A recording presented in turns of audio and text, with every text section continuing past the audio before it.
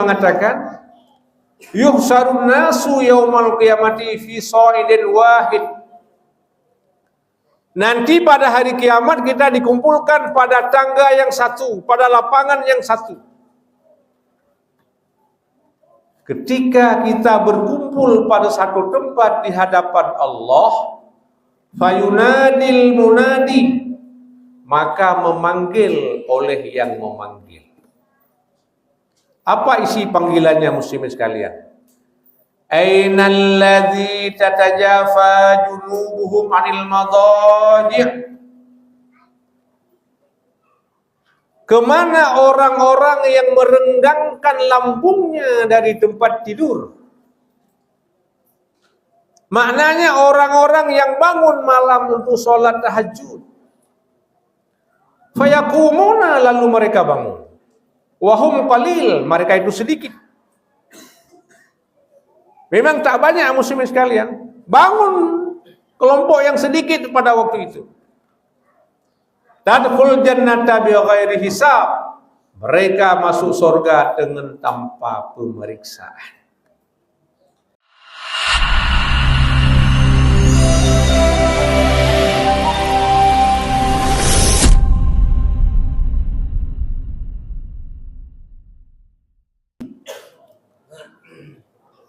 Assalamualaikum warahmatullahi wabarakatuh.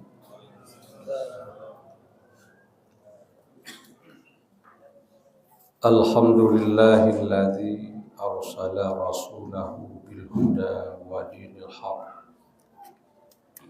liyudhhirahu 'alad dini kullih wa kafaa billahi shahida. Asyhadu an la ilaha illallah wahdahu la syarika lah wa asyhadu anna sayyidana Muhammadan abduhu wa rasuluh. Allahumma fassalli wa sallim ala hadzal nabiyil karim sayyidina Muhammad wa ala alihi wa sahbihi ajma'in. Amma ba'du. Kemudian yang kami hormati seluruh guru-guru kami, orang tua kami, Bapak Ibu sidang jamaah Isya, Tarawih dan Witir yang senantiasa dimuliakan Allah Subhanahu wa Ta'ala. Bahwasanya semua kita menginginkan kedudukan di muka bumi ini. Bahkan juga kita menginginkan kedudukan di akhirat, yaitu kedudukan yang tinggi. Untuk mencapai kedudukan itu, kita harus berupaya dengan semaksimal mungkin. Allah pasti akan memberikan kepada kita ketika kita mengupayakan itu. Karena yang tidak bisa diberikan kepada kita adalah dua hal. Yang pertama, kedudukan kita sebagai nabi, dan yang kedua, kedudukan kita sebagai rasul. Ini memang manusia pilihan. Dan kenabian serta kerasulan pun sudah ditutup dengan kebangkitannya Nabi Muhammad SAW. Adapun yang lain-lainnya semuanya akan diberikan oleh Allah Subhanahu wa Ta'ala kepada kita. Salah satu amalan untuk mencapai kedudukan yang tinggi dan terpuji adalah sholat tahajud. Allah Subhanahu wa Ta'ala berfirman dalam Al-Quran, dalam surah Al-Isra ayat 79. A'udzu billahi minasy syaithanir rajim. Bismillahirrahmanirrahim. Wa minal laili fatahajjat bihi nafilatan lak asa ayyab'asaka rabbuka maqamam mahmuda. Sebahagian daripada waktu malam gunakanlah untuk melaksanakan sholat tahajud, yang itu menjadi sunat bagimu. Mudah-mudahan Tuhanmu akan mengangkat derajatmu kepada maqam yang terpuji. Ini salah satu upaya kita, Bapak Ibu sekalian, untuk mencapai maqam yang tinggi dan terpuji di dunia dan di akhirat. Salah satu amalan adalah untuk melaksanakan sholat tahajud. Bahkan Nabi SAW bersabda, afdalus sholati ba'dal maktubati sholatul lail. Seutama-utama sholat setelah sholat maktubah, setelah sholat yang 5 waktu, adalah sholat malam. Kenapa demikian muslimin yang berbahagia? Nabi bersabda pada hadis yang lain, alaikum biqiyamil lail. Wajiblah atas dirimu, wajibkan kepada dirimu dengan bangun malam. Kenapa? Fa innahu da'bus salihina qablakum. Karena bangun malam itu adalah salah satu kebiasaan orang-orang soleh sebelum kalian. Para nabi, para rasul, orang-orang beriman pada waktu itu, Nabi Muhammad, para sahabat, tabi' dan tabi'in, para syuhada, orang-orang soleh, mereka selalu bangun malam untuk melaksanakan sholat minimal 2 rakaat. Yang kedua, wa qurbatul lakum. Sholat malam itu adalah menjadi pendekat, menjadi pengerat di antara kamu dengan Tuhanmu, Allah Subhanahu wa Ta'ala.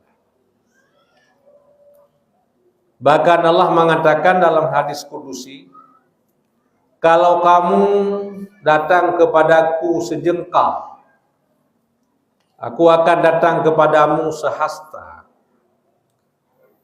Kalau kamu datang kepadaku sehasta, aku datang kepadamu sedepa. Dan kalau kamu berjalan kepadaku, aku akan berlari menjemput dirimu. Begitu kata Allah. Jadi salah satu untuk mendapatkan penjemputan Allah kepada kita adalah dengan bangun sholat malam minimal 2 rakaat. Kemudian yang ketiga, wa mukafaratul lisai'at. Bangun malam itu dapat menghapuskan segala keburukan yang ada pada kita. Pada manusia ada berbagai macam keburukan yang melekat dengan diri manusia itu sendiri. Yang pertama adalah ghadab, marah. Yang kedua bakhil, kikir. Kemudian yang ketiga hasad, dengki, iri hati. Kemudian yang keempat takabur, riya, ujub, tamak. Ini adalah keburukan yang ada pada manusia yang mesti kita hilangkan sejak dini. Salah satu menghilangkan keburukan-keburukan itu adalah dengan bangun malam sholat 2 rakaat. Wa min hatun anil ismi. Yang keempat dapat menghapuskan daripada dosa. Timbul pertanyaan, dosa apakah yang terhapus dengan sebab sholat malam itu? Yang pertama, Imam Al-Ghazali mengatakan beliau tidak membedakan dosa. Beliau berprinsip tidak ada yang namanya dosa besar dan tidak ada yang namanya dosa kecil. Yang namanya dosa adalah besar. Karena kita berdosa kepada Allah, Khalik Sang Pencipta. Allah memenuhi semua kebutuhan kita. Ketika kita berdosa kepadanya, besar. Dan Allah mengampuninya dengan sholat tahajud. Yang kelima, wa matradatul lidai anil jasad, dapat menolak penyakit yang ada pada tubuh manusia. Kalau hari ini kita masih sehat, bugar, belum berpenyakit apapun, tidak akan datang penyakit kepada kita. Karena ada yang menolak di dalamnya, yaitu sholat tahajud. Dan kalau hari ini kita sudah berpenyakit, kolesterol, katakanlah diabetes, katakanlah asam urat, katakanlah, sholat tahajud obatnya. Kita boleh percaya, boleh tidak. Tapi besok kita boleh ngetes kesehatan kita. Berapa asam urat, berapa kolesterol. Sekarang sholat tahajud mulai malam keempat sampai terakhir. Nanti kita tes. Apakah turun asam uratnya ataupun tidak. Kalau tidak turun berarti hawak, kata Nabi. Kalau turun itu benar. Dan kita juga harus hidup dengan pola yang sehat. Jangan buka puasa rapel makan siang. Tapi buka puasa sekedar, tahu sahur pun sekedar. Hadis yang lain Nabi bersabda, ya ayuhan nas, wahai manusia. Ini hadis Nabi mengatakan ketika mula-mula tiba di Madinah, di Masjid Quba. Afsus salam, sebarkan kedamaian. Sebarkan kedamaian. Artinya di mana kamu hidup, apa saja jabatan yang melekat dengan dirimu, profesi apapun kamu, yang pertama adalah sebarkan kedamaian.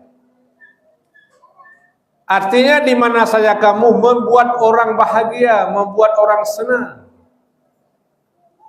Jangan dengan gara-gara kamu berada di situ orang menjadi resah, orang menjadi susah. Maka sering dikatakan ketika anak lahir orang pada ketawa senyum dengan bentuk tubuh yang gagah. Ketika meninggal orang pun pada senyum, senang dengan meninggalnya dia. Tapi coba ketika lahir orang senyum, namun ketika meninggal orang-orang pada menangis, merasa kehilangan dengan meninggalnya kita. Sebarkan kedamaian. Yang kedua, wa ta'imut ta'am, berikan makan. Ketika kita punya, ketika kita mampu berikan kepada orang-orang yang tak mampu di sekitar kita. Apalagi di bulan Ramadan. Kita sering menyampaikan hadis ini, man fattara sha'iman kana lahu maghfiratul li dzunubihi wa itqu raqabatin minan nar. Siapa saja yang memberi makanan untuk orang-orang yang akan berbuka puasa, Allah memberikan kepadanya 3 macam pahala. Yang pertama, Allah ampunkan dosanya, dan yang kedua, Allah merdekakannya daripada api neraka, dan yang ketiga, Allah berikan pahala puasa orang yang berpuasa itu kepada kita dengan tidak mengurangi pahala puasanya. Berikan makan. Wasallul arham, dan sambung silaturahim. Artinya ada saudara-saudara kita yang tidak pernah mengunjungi kita, kunjungilah dia. Berikan kepada orang yang tak pernah memberikan kepada kita. Artinya kalau kita kunjungi orang yang pernah mengunjungi kita, kita memberikan orang yang pernah memberikan kepada kita, Yahudi pun bisa. Cina pun bisa. Tapi umat Islam bisa memberikan kepada orang-orang yang tak pernah memberikan kepada kita. Kita kunjungi orang yang tak pernah mengunjungi kita. Itu yang dikatakan dengan sallul arham. Hadis yang lain, sallu man qata'aka. Sambunglah dengan orang yang pernah memutuskan. Yang keempat, wa sallu bil laili wan nasu niyamun. Bangun salat malam. Orang-orang pada tidur. Manusia sedang pada tidur nyenyak, tapi kita bangun. Salat 2 rakaat. Tadkhul jannata bisalam. Allah akan memasukkan kamu ke surga bisalam, dengan penuh kedamaian. Makanya muslimin kita sering berdoa setelah selesai sholat, Allahumma antas salam. Duhai Allah, engkaulah damai. Wa minkas salam, daripadamu datang kedamaian. Wa ilaika ya'udus salam, dan kepadamu kembali damai. Fa hayyina rabbana bisalam, berikan kehidupan kepada kami dengan damai. Wa adkhilnal jannata darussalam, dan masukkan kami ke surgamu, negeri yang penuh kedamaian.